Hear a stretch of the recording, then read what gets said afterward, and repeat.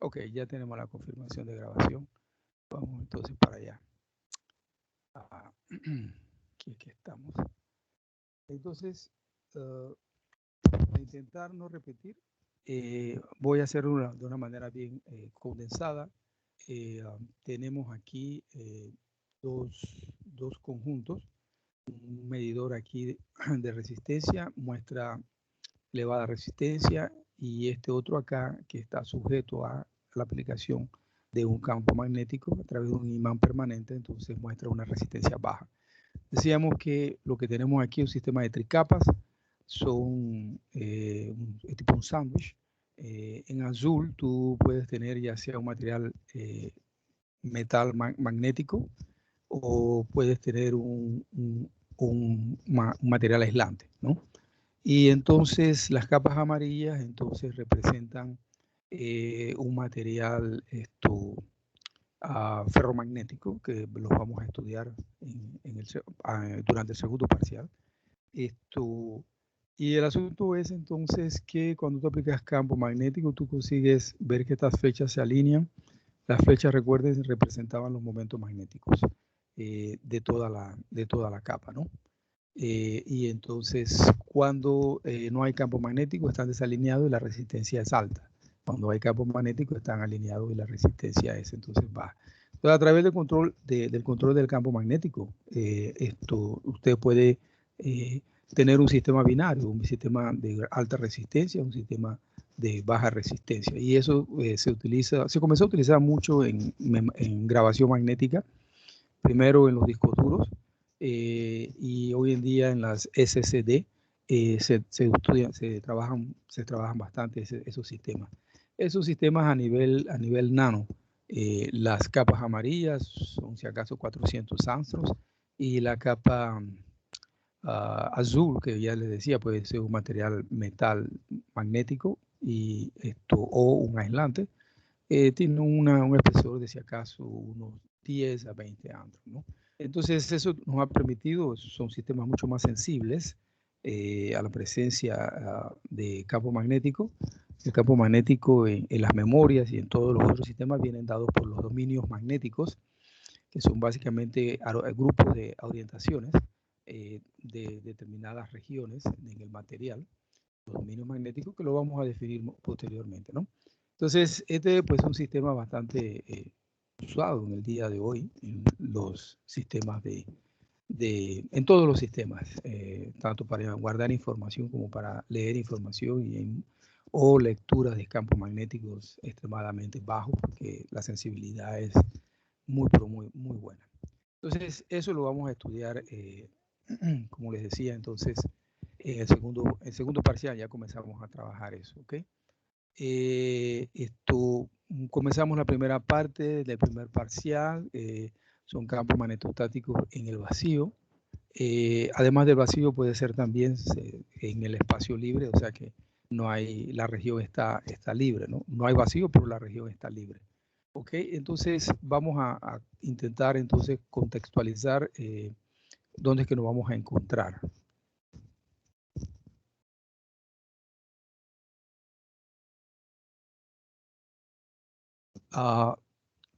El año pasado en TEN 1 usted estudia cargas fuentes, ¿no?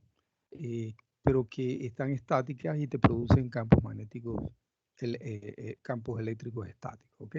Ahora comenzamos a estudiar cargas fuentes nuevamente, pero ahora esas cargas fuentes se te van a mover.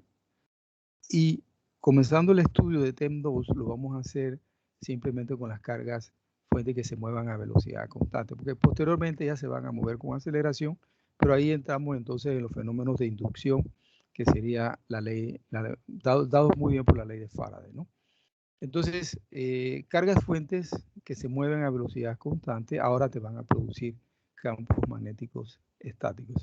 Entonces, desde TEN 1 yo le decía a los estudiantes que este es un curso relativamente simple porque el actor principal son las cargas fuentes.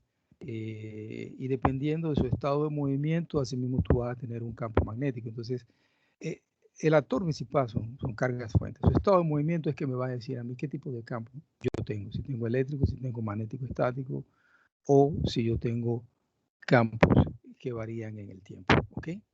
Entonces, eso es muy importante, ¿no? Vamos para allá y aquí hay una observación.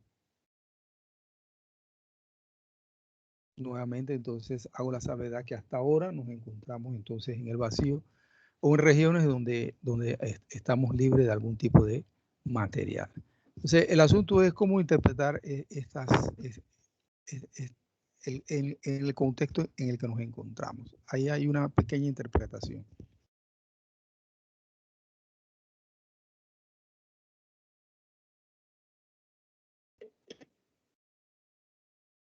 Bien, se trata de electrones o de cargas que no están ligados al átomo, o sea, y o moléculas.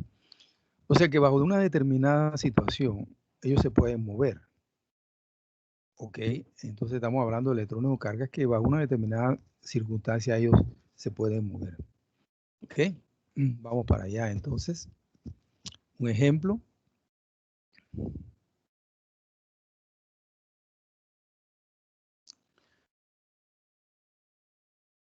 La teoría de banda del estudio de los materiales, de los sólidos, lo que se le llama como materia condensada, ¿verdad? Es muy simple. O sea, ella dice, hace un sándwich así muy parecido al sándwich que le mostré anteriormente del material metálico o de aislante recubierto por dos capas entonces de material metálico. Entonces, acá dice básicamente la teoría de banda. Mira, la capa de arriba podemos considerarla amarilla para hacer un parangón. La podemos considerar como la banda de conducción. La parte metálica o el separador o el aislante lo podemos considerar entonces como un gap de energía. Y en la parte de abajo de ese gap de energía, de esa región prohibida, la puedes considerar que existe una banda de valencia. ¿Okay? Entonces, la banda de valencia, ¿qué puedo yo decir?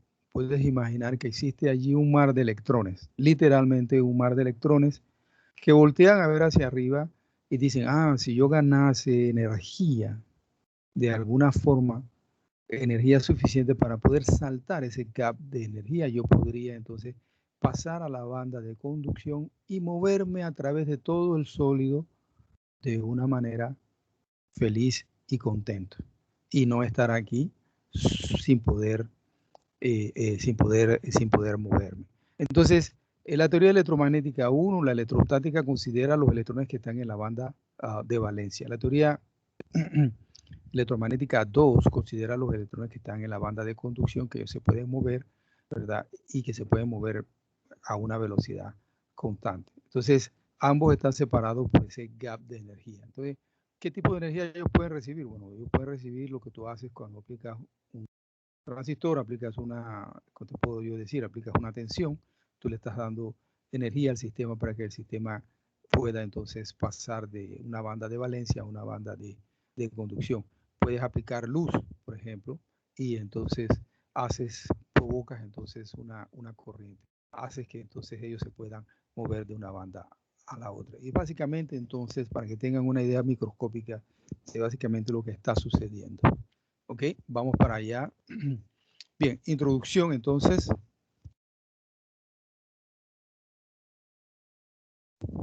Hay algo que yo llamo CIT, que son campos invariantes en el tiempo. Entonces, cada vez que nosotros hablamos de campo magnético estático, lo que estamos diciendo es que no estamos haciendo referencias a campos que son invariantes en el tiempo, o sea, que no cambian en el tiempo. ¿Ok?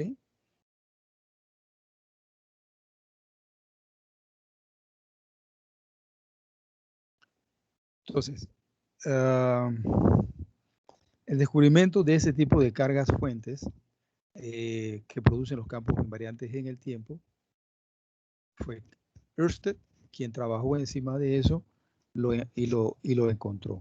¿Ok? Entonces, esas leyes que rigen esos campos invariantes en el tiempo son dos. Ahí está. Hoy vamos a conversar. Comenzamos con la ley de Biot-Savart y la próxima clase comenzamos entonces con la ley de Ampère. ¿Ok? Entonces, esa es la mitad del primer parcial. En términos de contenido, esas dos leyes son la mitad del primer parcial.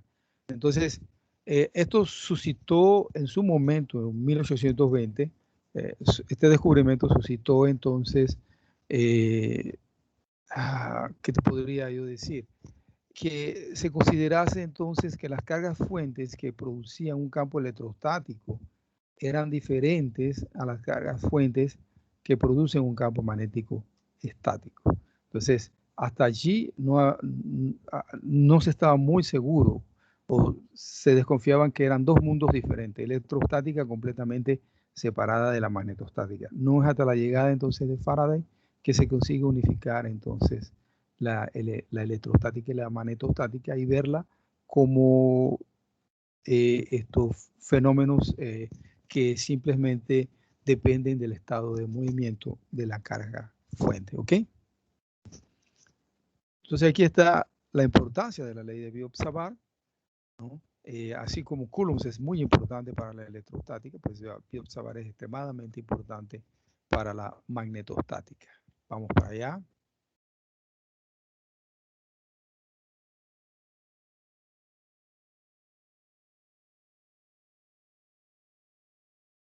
Aquí intento hacer una similitud entre Biot-Savart y Coulomb. O sea, digo, ambas, por ejemplo, presentan dependencia con la inversa de los cuadrados para la distancia. ¿Okay? Y los campos son producidos por distribuciones arbitrarias de cargas fuentes. En una en movimiento y la otra cargas fuentes que están estáticas. ¿Okay? Eso es intentar hacer una similitud entre una ley y la otra, ¿no?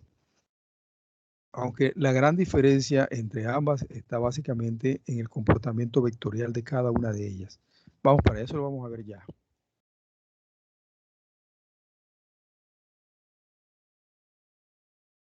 Sí, como viste en electrostática, los campos eléctricos estáticos, ellos divergen a partir de la carga fuente, ¿ok? Y veremos dentro de poquito que la ley de Biot-Savart nos está diciendo a nosotros que entonces los campos magnéticos estáticos no divergen, sino que simplemente rotan, giran alrededor de la carga fuente en movimiento. Entonces, básicamente la gran diferencia entre electrostática y magnetostática se debe a la diferencia en las características vectoriales, ¿ok?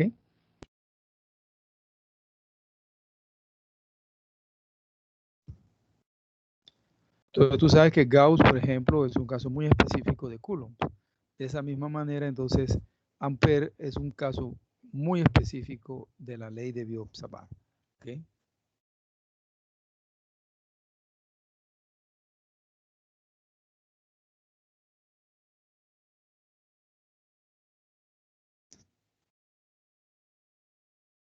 A los teóricos les encanta lo que son las simetrías, ¿no? Un teórico, él busca mucha simetría en las cosas, ¿no? Entonces, Gauss y Ampère son dos herramientas de trabajo muy importantes para tú poder trabajar con fuentes simétricas. El trabajo se simplifica muchísimo cuando se da entonces las cargas fuentes tienen simetría, ¿no? Entonces tú sabes, por ejemplo, trabajabas con coulombs y lo complicado que era coulombs. Trabajabas con Gauss y veías que con Gauss era mucho, mucho más simple. Entonces, eso porque existía una simetría. Entonces, acá va a haber lo mismo. Biot-Savart tiene una distribución de cargas que es arbitraria, de una distribución de corrientes, disculpa, que es arbitraria, pero cuando hay entonces una simetría en esa distribución de corrientes eléctricas, entonces yo puedo aplicar Ampère y entonces la evaluación de la integral y todos los cálculos que tengas que hacer, entonces ellos se simplifican bastante. Entonces, eso siempre nos recuerda que en la simplicidad de las cosas es que realmente radica la belleza. Entonces comenzamos ahí con ley de Biot-Savart, si hay algún comentario, si no hay comentarios, entonces comenzamos con ley de Biot-Savart.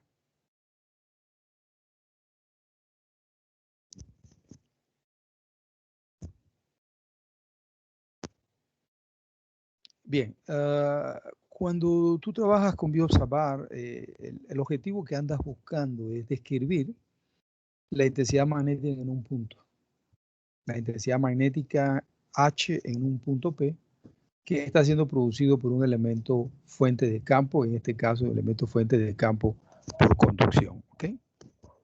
Entonces, vamos allá.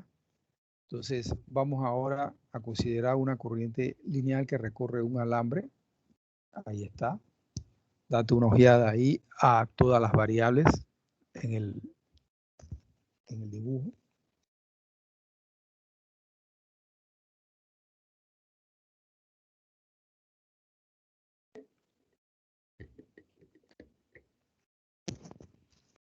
Hay aquí una serie de variables que nos vienen acompañando desde el curso de teoría electromagnética 1.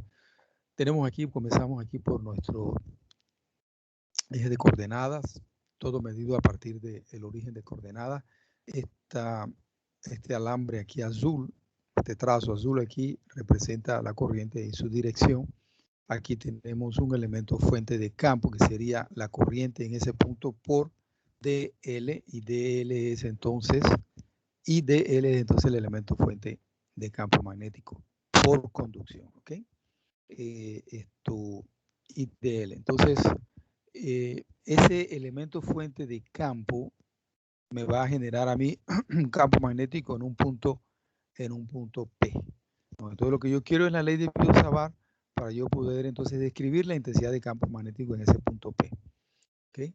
Y hago la observación de que elementos fuentes de campo por conducción, porque existen diferentes formas en las que tú puedes tener elementos fuentes de campo. Otros son por convección, que eso lo vamos a ver en el tercer parcial. Por ahora trabajamos nada más que por conducción. Entonces, aquí hay una variable que nos viene acompañando desde TEN 1, la R minúscula.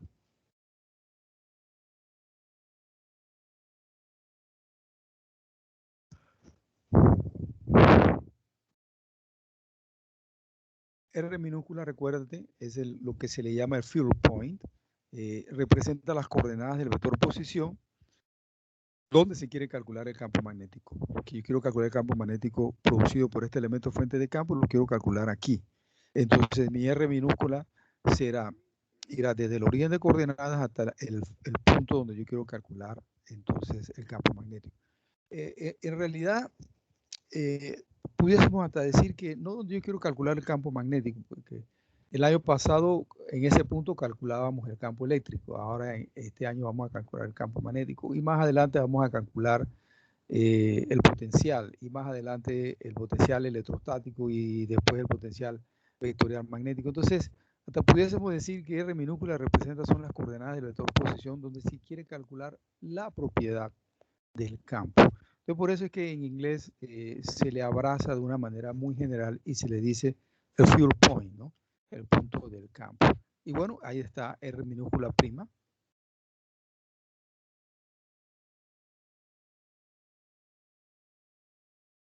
R minúscula prima es entonces el source point.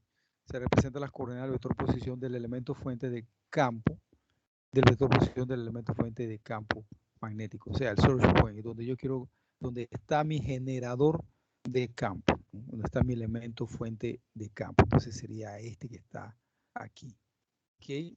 Alfa es un ángulo comprendido entre el elemento fuente de campo y el vector R mayúscula. R mayúscula sería R minúscula menos R minúscula prima. Y observa, muy importante, siempre le digo a los muchachos que es bueno que tengan esto en su manual de fórmulas, esta figura, porque la figura en la definición para la ley de BioSavart, que la vamos a ver en el siguiente transparencia, te está diciendo que R mayúscula va desde el elemento fuente de campo hacia el punto P.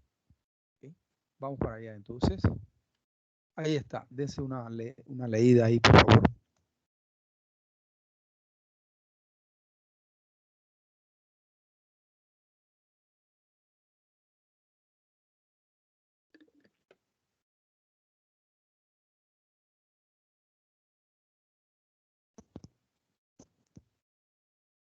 Ok, nuevamente aquí te pongo la figura, ¿no? Y entonces veamos lo siguiente. La ley de BioSavart se establece que la magnitud del campo magnético diferencial, el DH, producido en el punto P, un DH producido aquí en el punto P, ese DH es proporcional al elemento fuente de campo. Ok, ese DH es proporcional al elemento fuente de campo, que sería IDL, ok, y al seno del ángulo alfa.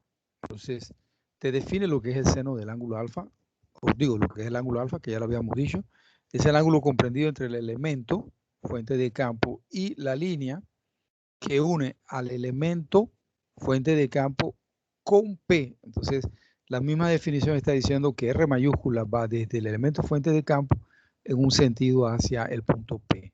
Y además, la ley de Biot-Savart establece que esa magnitud del DH es inversamente proporcional al cuadrado de la distancia de R grande entre el elemento y P, tal como se muestra entonces en la figura. Pues aquí está básicamente desde el punto de vista matemático, diciendo, bueno, es proporcional a IDL y al seno del ángulo alfa e inversamente proporcional a R grande, o sea, a R menos R prima pequeña, ambas elevado la magnitud esa al cuadrado. Entonces, aplicamos aquí entonces la constante de proporcionalidad para pasar de la proporcionalidad a la igualdad en el sistema internacional es 1,4pi y nos queda que el DH en el punto R, o sea, DH, esto entre paréntesis significa que es DH en el punto P, ok, sería IDL seno de alfa, 4pi, ¿no? Entonces, todavía podemos darle una pequeña cambiada a esto aquí si lo ponemos en términos utilizando el producto cruz, ¿verdad? En forma vectorial. Ahí está ahora en forma vectorial usando el producto cruz aquí. ¿Ok? R grande vector dividido entre 4pi R grande magnitud al cubo, ¿verdad? ¿Ok?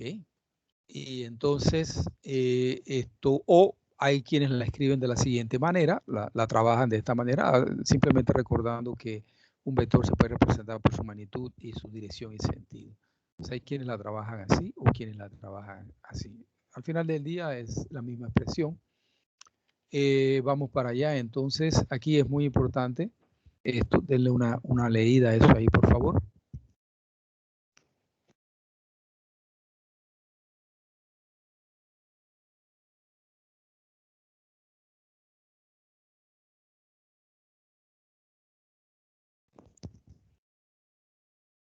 Ok, a mí siempre me ha gustado simplificar las cosas, ¿no?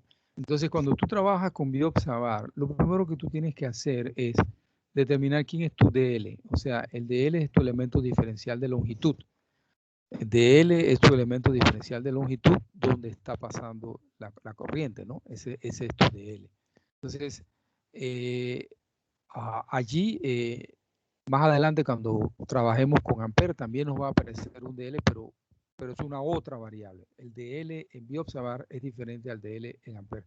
Eso en su momento voy a hacer la observación. En Biot-Savart, entonces, el DL es mi elemento diferencial. Entonces, lo primero que yo tengo que hacer es encontrar mi DL cuando yo tengo un problema de Biot-Savart. Y después, puedo también comenzar por determinar quién es mi R grande. ¿Ok? Una vez tengo ambas variables, es solamente hacer el producto vectorial de DL cruz R grande y lo que me resta es básicamente es aplicar mis habilidades en integración para encontrar la respuesta del campo magnético. Entonces, Biot-Savart es muy simple trabajar con él. Encuentra tu DL y tu R grande, haz tu producto vectorial y desarrolla de ahí en adelante entonces esa integral, ¿ok? Por el método que tú consideres. Ok, por lo tanto, ¿no? O sea, aquí te digo, ¿no? La dirección de DH viene dado por esto. O sea, DL cruz R te va a dar esa dirección de DH, hacia dónde está el campo. Entonces, si tomas el conductor con la mano derecha, el pulgar apuntando en la dirección de la corriente, la curvatura de tus dedos alrededor del conductor te va a dar la dirección de DH, ¿ok?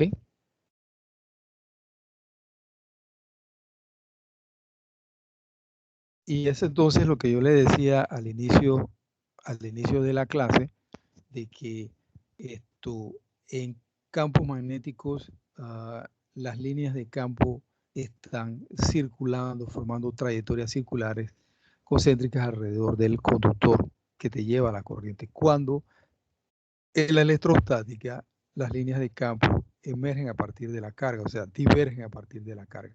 Entonces ya vamos viendo que hay diferentes comportamientos vectoriales. Campos magnéticos ellos están rotando, ellos están girando, y campos eléctricos ellos están divergiendo. Entonces, es lo que les decía al principio, ¿no? Entonces, la gran diferencia entre el campo magnético y el estático es el tratamiento vectorial que se le da a cada uno. Y ese tratamiento vectorial emerge a partir del estado de movimiento de la carga. Vamos para allá, entonces. Denle una leída, por favor.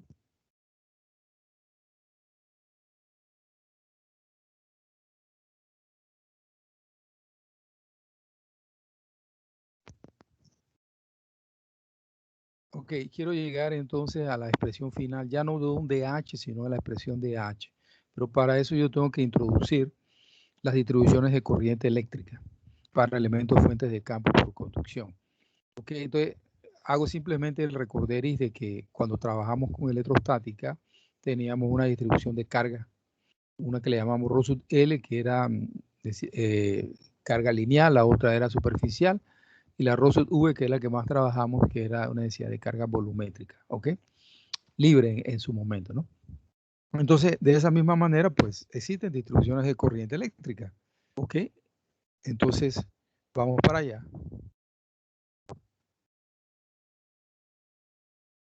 Okay, entonces, yo puedo hablar ahora, por ejemplo, una distribución de corriente eléctrica lineal, ¿ok? Y ese IDL va a constituir mi elemento fuente de campo. Entonces, allí pongo, y entonces I en amper, DL en metros, ¿ok? Y entonces, lo que te decía, que mi DL es mi elemento diferencial de línea, es mi elemento de integración. Aquí está la corriente superficial. Yo tengo una placa y yo tengo una K que se le llama entonces densidad de corriente superficial. Obsérvate, es una corriente por unidad de longitud. Entonces K es de corriente amper por metro multiplicado por DS, que es metro cuadrado, me vuelve a dar nuevamente el amper por metro. Tiene que volver a dar el amper por metro. Y así lo hacemos para la corriente eléctrica volumétrica. Aquí tenemos, por ejemplo, tres dimensiones, puede ser un cilindro, ¿no? Y entonces tengo la J, y entonces tengo entonces aquí mi volumen, y ese volumen tiene una cara que es la cara que me interesa, ¿no? Obsérvate aquí el cubito, tiene una cara y es por allí por donde va a pasar la J. Y entonces lo que yo tengo básicamente entonces es, como te decía, una corriente por unidad de área. Una corriente por unidad de área. Se le llama a la J, decía, de corriente volumétrica. Y tenemos nuevamente entonces J, que sería amper por metro cuadrado, corriente por unidad de área, multiplicado por el volumen, que es metro cúbico. Vuelvo a tener entonces el amper por metro para mis elementos fuentes de campo. Ok, entonces esas son las tres distribuciones de corriente eléctrica que nosotros podemos tener, y eso nos permite hacer entonces, aquí está, las distribuciones de corriente eléctrica lineal, superficial, volumétrica para los elementos fuentes de campo por conducción. Y ahora finalmente entonces podemos expresar, en vez de un DH para la ley de Biot-Savart, podemos entonces hacer la integración lineal, superficial y volumétrica para encontrar el H. Ahí está, entonces, superficial y volumétrica. ¿Sí? Entonces, mi sistema internacional, H se da por las unidades de amper sobre metro. Eso es muy importante. Nosotros vamos a estar trabajando, hemos estado trabajando desde TEM 1 con el sistema internacional. Y una última observación. La intensidad de campo magnético se le conoció históricamente como excitación magnética. Es un nombre que quizás lo puedas encontrar todavía en algunos libros, ¿no? Excitación magnética, H. Esto históricamente, ¿no? Es muy parecido cuando vayamos a definir el concepto de densidad de flujo magnético, representado por la letra B. Densidad de flujo magnético, la gran mayoría de los libros hoy en día trabaja ese concepto, pero algunos libros que quizás puedas todavía ver por ahí que usan la palabra inducción magnética. Entonces a veces eso causa un poquito de confusión, ¿no? Entonces, inducción magnética es lo que hoy en día se le llama densidad de flujo magnético. Yo en mis libros que recomiendo, siempre trabajo con el Sistema Internacional de Medidas, es lo más importante, pero hago esa salvedad por si alguien, por ejemplo, se encuentra el concepto de inducción magnética, porque toma mucho tiempo poder quitarse ese tipo de conceptos, esas cosas quedan muy arraigadas. Entonces hay una tendencia a no dejar de usarlo. Entonces hago esa diferencia cada vez que escuches excitación magnética. Ese libro está utilizando una terminología ya histórica que se refiere hoy en día a intensidad de campo magnético H, y densidad de flujo magnético es algo actual, y si escuchas inducción magnética se refiere entonces a un concepto ya bastante histórico. Vamos para allá. Entonces, que algunas comparaciones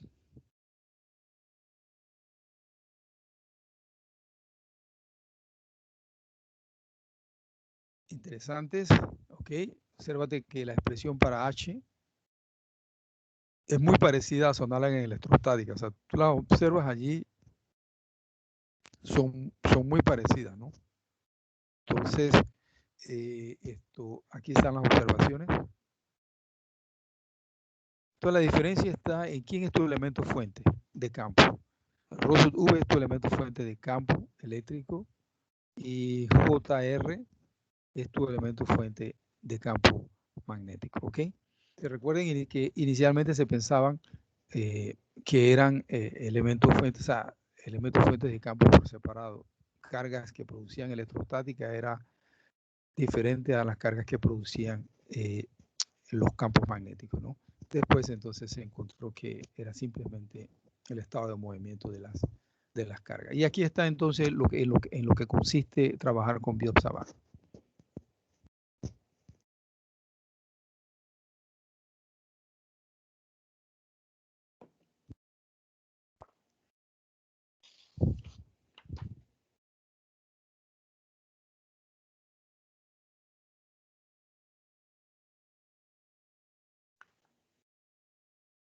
Ok. Quiero determinar H en el punto P. Divido la corriente eléctrica en elementos fuentes de campo. Ahí están tus elementos fuentes de campo, IDL, KDS, JDV. Y calculo la contribución que realiza cada elemento al integrar. Lo que estoy haciendo es, ¿no?, calcular entonces la contribución que realiza cada elemento al campo en el punto P. Básicamente entonces la mecánica de trabajo en la ley de Biot-Savart. El resto es básicamente entonces integración.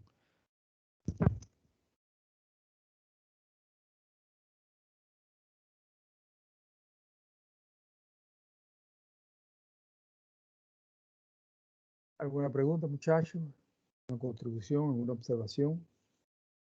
¿Recomendaciones?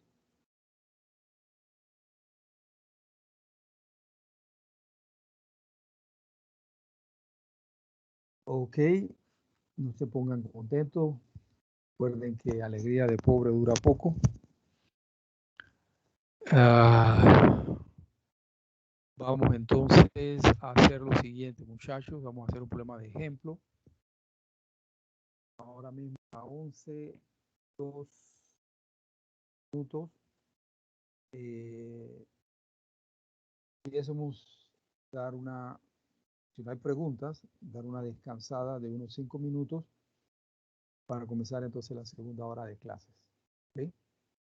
Entonces, vamos a afinar nuestros relojes. Son 11:02. Vamos a decir que ya básicamente son las 11:03. Estamos regresando en 5 minutos a las 11:08 entonces para continuar entonces con la segunda hora de clases. Ok, 11:08 regresamos, muchachos.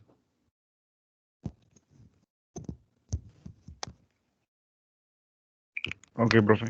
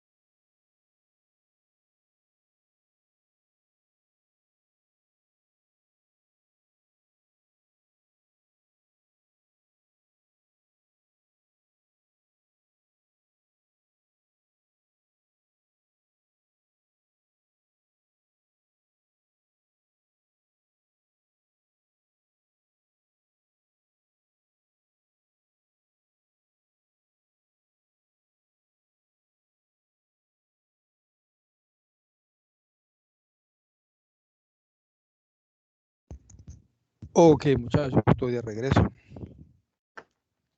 No sé si alguien puede darme ahí confirmación de audio, de presencia. Oblivi, ¿estás por ahí? ¿Se escucha, profesor? Ok, vamos para allá entonces, muchachos. Escucha, profesor. Ok, muchísimas gracias. Vamos para allá, muchachos. Un Sí, ejemplo. profe, yo estoy aquí. Ah, ok. No, tranquilo. Eso yo sé que ustedes están allí, ¿no? Pero es bueno siempre conferirlo. Siempre dan problemas estas cuestiones tecnológicas. Así que bueno siempre conferirlo. Bien, léete ahí por favor ese ejemplo.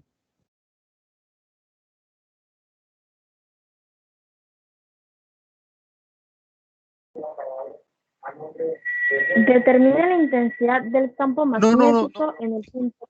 Disculpe, o sea, cuando digo date una leída, Ya. me refiero a que mentalmente lo hagan, ¿no? Muchas gracias de todas maneras, ¿oyó? Es que la metodología es básicamente la siguiente. Yo voy pasando los slides y la información la voy pasando, pienso yo, con una velocidad tal de que todos ustedes puedan leerla. Y después que yo considero que ustedes la leyeron, entonces yo procedo a explicar o a hacer alguna observación al respecto, ¿no? Para que todos podamos ir acompañándonos, ¿no? Y ir avanzando. Bien, nosotros aquí es nuestro primer ejemplo de magnetostática. Nosotros comenzamos con la longitud de un alambre, inclusive de un segmento de un alambre AB. Aquí está, desde el punto A hasta el punto B. ¿Ok? Es un caso hipotético, pues en el sentido de que difícilmente podrías tener una corriente que atraviese un segmento de AB. ¿Ok? Pero al final del día, al final inclusive del material de este parcial, nosotros desde este elemento AB vamos a ir a lo que es un toroide, ¿no?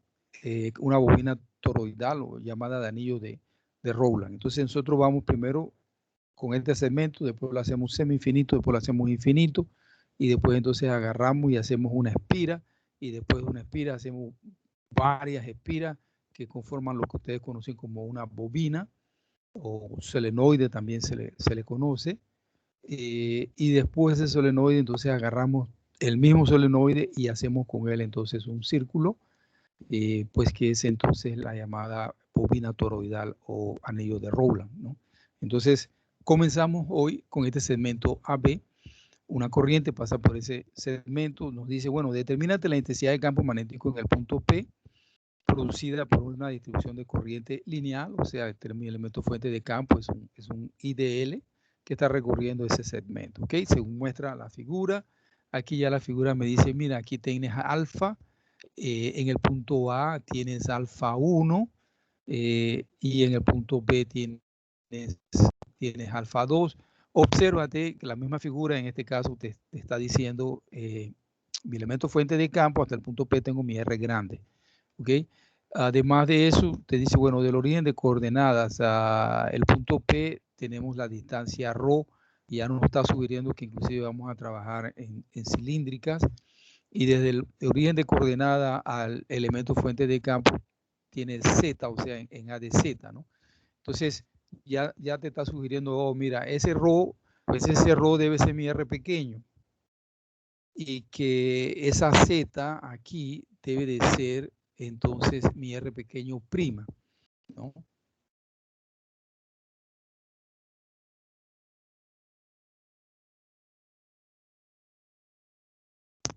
Y que bueno, en este caso, mi R grande coincide con la definición, ¿no? ¿no? Desde el elemento fuente de campo hasta el punto P. ¿Ok? Entonces vamos para allá. Entonces ya básicamente tenemos quién es DL, sabemos cómo podemos expresar DL, y también sabemos cómo podemos expresar R grande. Una vez que encontrados, hacemos el producto vectorial de ellos dos, y eso nos va a dar la dirección del campo magnético, y nos va a dar entonces el desarrollo de una integral que hay que realizarla, pues. Entonces vamos para allá. Entonces hay que buscar DL y cruz R, ¿ok? Y el R grande. Entonces vamos para allá. Miren lo siguiente. Ustedes concuerdan conmigo.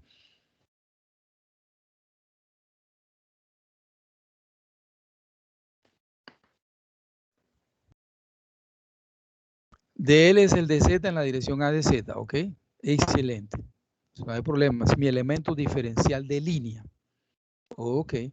Y mi R grande, ¿cómo expresar entonces mi R grande? Ahí sí hay que tener un poquito de cuidado. Mi R grande sería este cateto aquí, ρ en la dirección de A de ρ, pero tienen que tomar mucho cuidado con entonces el cateto acá que está en Z.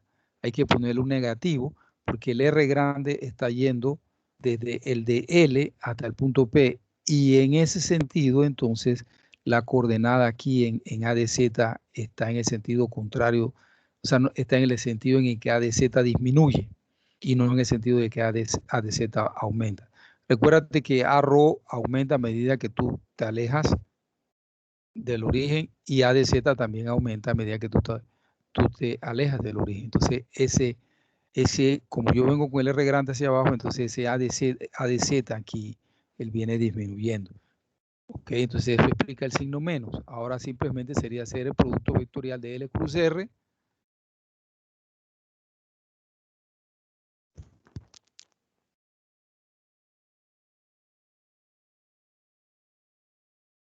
Y haciendo ese producto vectorial, todos concordamos de que me da 2 ρ de Z, ¿ok? Ρ de Z, ¿ok? Positivo. En la dirección A de phi. Entonces quiere decir que mi campo magnético está en la dirección de A de phi. Okay, yo tengo A de ρ aquí, tengo A de Z acá, entonces mi A de phi debe ser lo siguiente, o sea, deben ser círculos concéntricos que están alrededor del alambre, o del segmento de alambre. Entonces él está entrando al tablero o entrando a tu pantalla, se va por toda la parte de atrás de tu pantalla y sale de tu pantalla, viene por toda la parte de frente de tu pantalla y vuelve entonces a ingresar. Entonces, son círculos concéntricos, ¿verdad? Están en A de phi, ahí es donde está mi campo, en A de phi, ¿ok?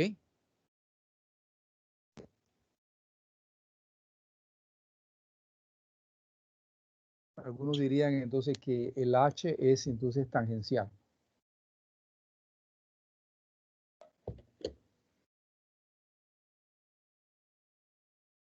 Ahí tengo mi magnitud de R, muy fácil. Y estamos listos para colocar entonces cada una de las variables entonces dentro de la expresión para el campo magnético según voy a observar en el caso de una corriente lineal. ¿Ok? Ahí está entonces.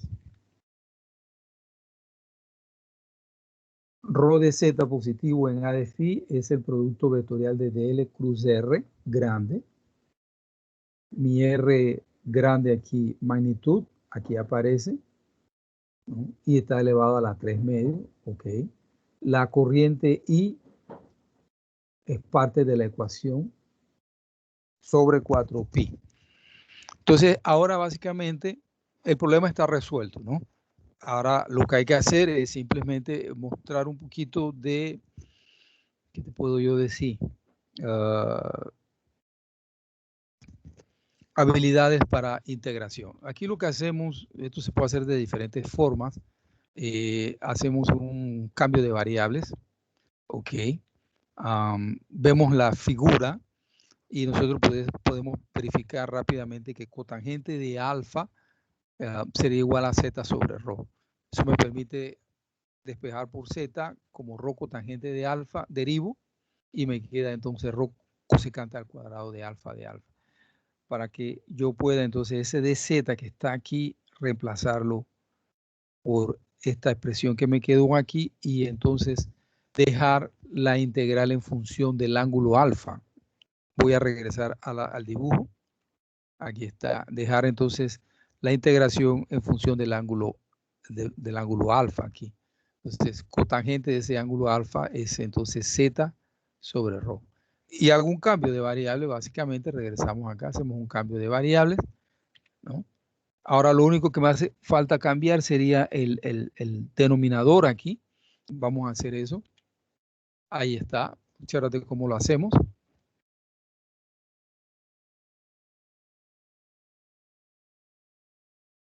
aplicamos factorizamos aquí, aplicamos una identidad trigonométrica y me queda entonces que el denominador lo podemos expresar como rho cubo cosecante al cubo de alfa. Ahora tomamos todos esos cambios de variables y lo colocamos entonces en la expresión. ¿Okay? Se elimina lo que hay que eliminar y me queda aquí entonces una integral muy simple desde alfa 1 hasta alfa 2 seno de alfa. ¿Ok? Vamos para allá. Integramos y nos queda entonces coseno de alfa 2 menos coseno de alfa 1. Y esa es mi intensidad de campo magnético, ¿no? La intensidad de campo magnético en el punto P debido a el alambre de un segmento que va de A a B. ¿Okay? Entonces, en donde B es dado por el ángulo alfa 2 y A es dado por el ángulo alfa 1. Ahora lo que hacemos es entonces pensar, bueno, este es un segmento de alambre, vamos a hacer un segmento, vamos a hacer un alambre semi-infinito. Vamos allá, vamos a pensar en un alambre semi-infinito. Entonces, el ángulo alfa 1, que es el que representa A, lo vamos a llevar hacia lo vamos a llevar hacia el origen. ¿Ok? El alfa 1 aquí, que es el que representa A, quita alfa 1 representa A, lo vamos a llevar acá al origen. Y en el origen, ese ángulo alfa 1 vale 90. ¿Ok? Yo estaba aquí, disculpen, estaba aquí en A. Y al yo llevar alfa 1 al origen, ese alfa 1 va a valer 90. Entonces, algo contrario va a suceder con alfa 2 en el punto B. Cuando yo hago el punto B más y más y más y más y más alejado y alejado y alejado y lo llevo hacia el infinito, este ángulo alfa 2 se va a hacer cada vez menor, menor, menor y menor y en el infinito alfa 2 será 0. ¿Ok? Entonces básicamente tú pudieses pensar en el ángulo alfa como que del infinito él es 0, viene bajando, viene bajando, viene bajando, viene bajando y llega aquí al origen de coordenadas y se hace 90 grados. Entonces, al tú aplicar esos valores de los ángulos, tú vas a obtener entonces que tu campo para un alambre semi-infinito es I sobre 4pi rho.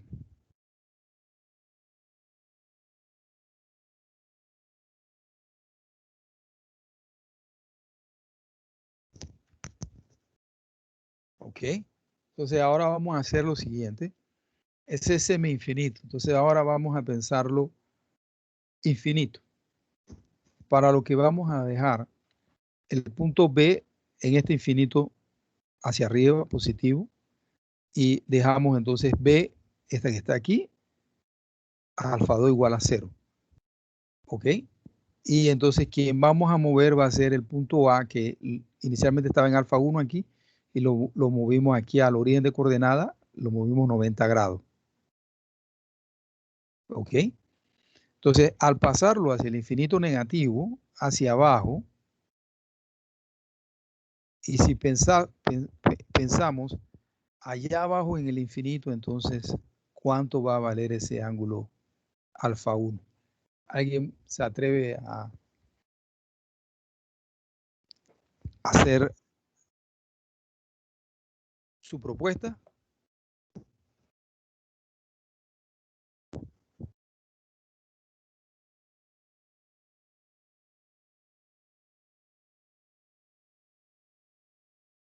Te voy a dar una idea. Cuando moviste B hacia arriba, positivo, el alfa 2, bueno, iba disminuyendo hasta que llegó a 0. Si tú haces lo contrario ahora, que vienes disminuyendo y llegas aquí, te das cuenta de que entonces vienes bajando, disculpa, el ángulo viene aumentando y llegas aquí a 90 en el origen de coordenada. Cuando tú pasas entonces al otro punto, la parte negativa, Entonces, tu R grande va a venir aquí así. ¿Y qué le va a pasar a ese ángulo conforme te vas haciendo más hacia abajo, hacia el infinito negativo? Él venía del punto B, venía aumentando. Cuando paso por el origen de coordenada es 90. Cuando voy más allá abajo todavía, él debe seguir aumentando. Tiene que aumentar. Y ese hace, allá en el infinito abajo se hace 180 grados. Y eso hace sentido porque si mi alambre semi-infinito me daba una expresión de que el campo es I sobre 4 pi rho, cuando es semi-infinito. Entonces, cuando él sea infinito, el campo debe ser 2 veces, para un alambre infinito, el campo debe ser 2 veces el campo de un alambre semi-infinito. Entonces yo multiplico esto aquí por 2 y me queda I sobre 2 pi rho. Si alfa 2, alfa 2 sigue siendo 0 grados, alfa 1 sería entonces 180 grados. Entonces, menos coseno de 180 grados, tendría coseno de 0 grados menos el coseno de 180 grados. Y eso entonces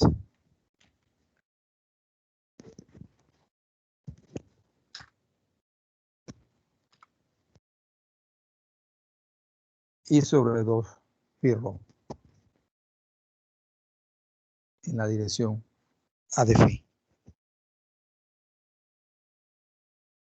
¿Preguntas, dudas, muchachos? ¿Alguna observación?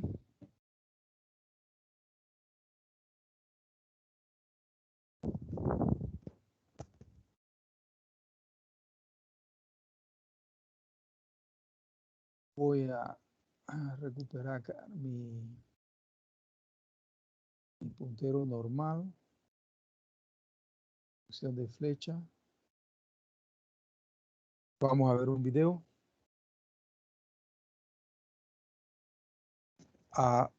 No tienen audio, ¿verdad, muchachos?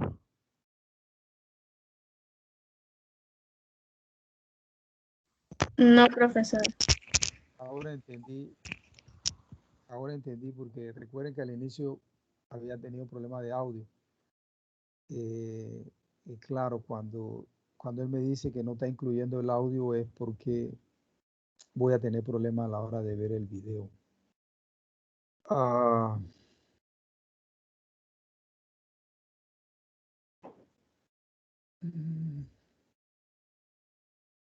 Vamos a ver si consigo resolver. Bueno, antes de intentar resolver el problema del audio, ¿alguna pregunta, alguna duda en relación a esto, muchachos? ¿Alguien quiere agregar algo? ¿Está claro? ¿No? ¿Está claro? Profe, yo tengo una pregunta, pero es, eh, o sea, es que estoy viendo que dice que alfa 2 en semi-infinito era cero, ¿verdad? Porque se iba como que muy arriba. Entonces, dijo que cuando bajaba se hacía 180, Sí. Comienza pero, de 0 y pasa por el origen de coordenada en 90 y cuando llega allá abajo al infinito negativo, él se hace 180. ok, es que, o bueno, no, creo que ya resolví la duda, porque es que pensaba que daba cero, pues coseno de alfa 2 menos coseno de alfa 1, o sea, pensé que me daba cero, pero es menos 2, ¿verdad? Sería menos 2 porque, o sea, quedaría No, negativo. no, tú tienes aquí un negativo aquí, ¿no? Y el coseno de alfa 2, eso es 1. ¿Ok?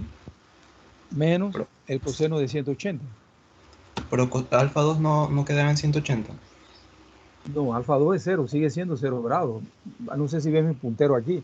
Míralo en Ujú. semi-infinito. Alfa 2 es 0 grados. Y cuando pasamos a infinito, ni lo tocamos. Ese no se tocó. Quien se tocó fue el punto A, alfa 1. Ah, ok, Ese ok. y es el que se convierte en 180. Entonces aquí tú Ok, vas a tener coseno de 180, o sea, vas a tener menos el coseno de 180. Ahí te queda positivo. ok. Es que pensaba que el que era 180 era el alfa 2. No, no, no, no. Ok, gracias. No hay preguntas, no hay dudas, muchachos. Yo voy a intentar, si no hay preguntas, si no hay dudas, voy a intentar resolver el problema del audio para ver el video, aunque el video no es así, es algo así bastante en términos generales. Así que voy a dar una pequeña intentada de resolver el problema del audio.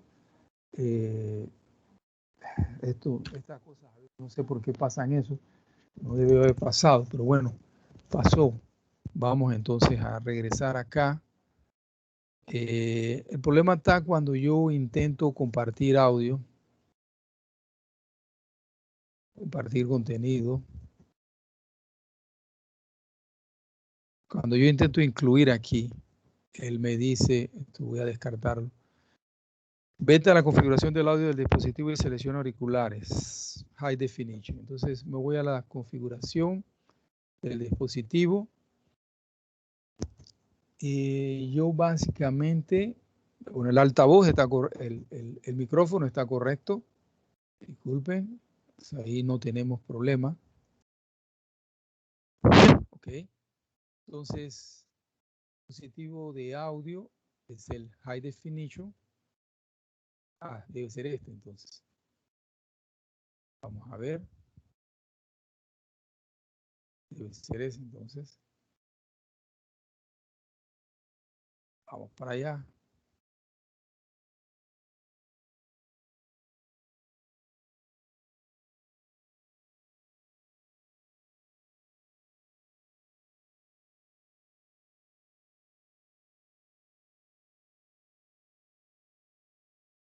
Dispositivo de audio. Voy a seleccionar. Aquí es la diferencia. Vamos a ver. Vamos a ver entonces, a ver si nos permite ahora compartir el sonido. No lo da. No sé por qué no lo da. Acepto sugerencias.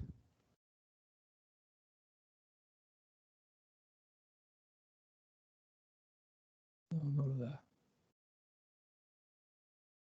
Profe, Esto, cuando dime, comparte Olivi. ¿no le No, sale arriba de que incluir audio del dispositivo? sí, pero que cuando lo intento incluir, él me sale este aviso aquí, ¿no? Estás viendo mi pantalla, ¿verdad? No, no me sale, me sale que no te Ah, compartiendo. ya. No, pensé que ya te estaba saliendo mi pantalla. No te sale mi pantalla. Es que estoy intentando, ¿no? Compartir la pantalla nuevamente. Y entonces ahí, para que ustedes puedan ver el video, yo debo incluir el sonido del equipo. Entonces, cada vez que intento incluir el sonido del equipo, él me dice lo siguiente: no se pudo compartir el sonido. Dice, vete a la configuración del audio del dispositivo y selecciona auriculares. Entre paréntesis, High Definition Audio Device. Entonces yo me voy acá a la configuración del dispositivo y ahí me aparece dispositivos de audio. Entonces tengo tres opciones: High Definition Audio Device, micrófono y altavoces del equipo. Y el otro es auriculares High Definition Audio, ese es el que estoy escogiendo. Después viene altavoces. Bueno, en altavoces yo tengo auriculares High Definition Device, es la que tengo que tener. Y el micrófono está correcto porque no, nada. Ok, entonces, bien, ahora voy a hacer al azar. Intenté hacerlo de manera entendiendo lo que está pasando, raciocinando. Altavoces me dejó sin audio de ustedes. Vamos a ver.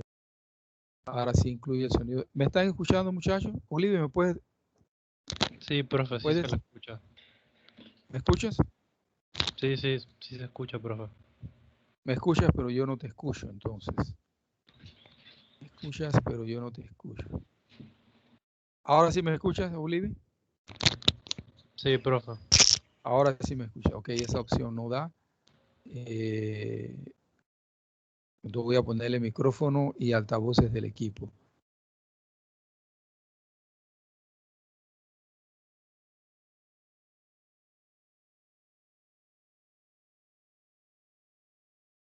Ok, bien, muchachos. Entonces vamos a hacer bien salomónico. Esto quizás es del tipo de... Ahora sí deben de estar viendo mi pantalla, ¿ok? Entonces esto debe ser del tipo, apaga la computadora, reiníciala y entonces todo vuelve a funcionar bonito, ¿ok? Entonces les voy a dejar, vamos a hacer lo siguiente para terminar la clase, les voy a dejar el audio, digo, el video allí, ustedes lo... voy a subirle ya este archivo para que ustedes puedan ver entonces el video. No es nada así que venga a decir que era súper interesante para poder entender la clase, pero se lo voy a facilitar. Yo resolveré mi problema del audio posteriormente, ¿no? Entonces, por lo menos pueden verlo. Lo que él le va a decir es que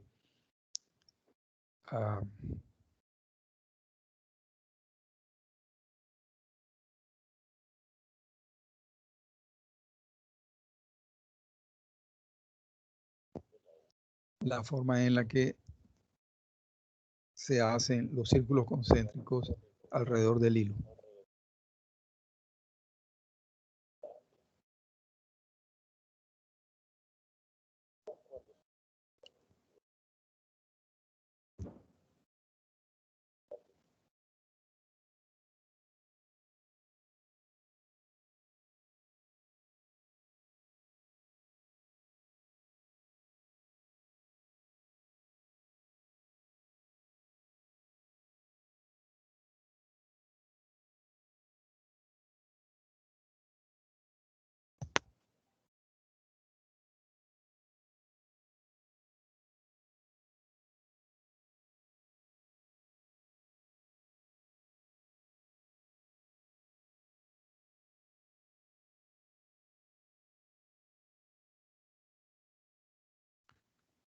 Básicamente el audio te da una explicación en 3D, en 3 dimensiones de lo que es la ley de Biot-Savart. Porque el problema de la teoría electromagnética es que los fenómenos son en 3 dimensiones. Y entonces a veces es un poquito complicado ver los fenómenos en 3 dimensiones. Preguntas, dudas, muchachos. ¿Alguien tiene alguna observación? ¿Una contribución? ¿Alguna recomendación?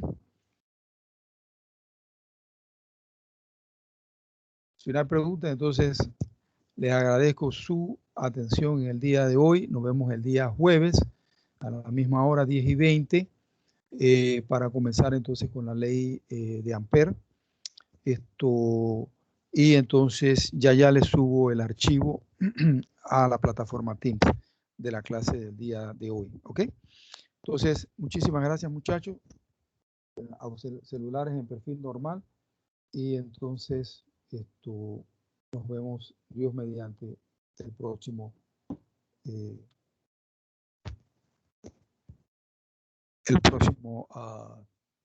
jueves. Voy a detener la grabación.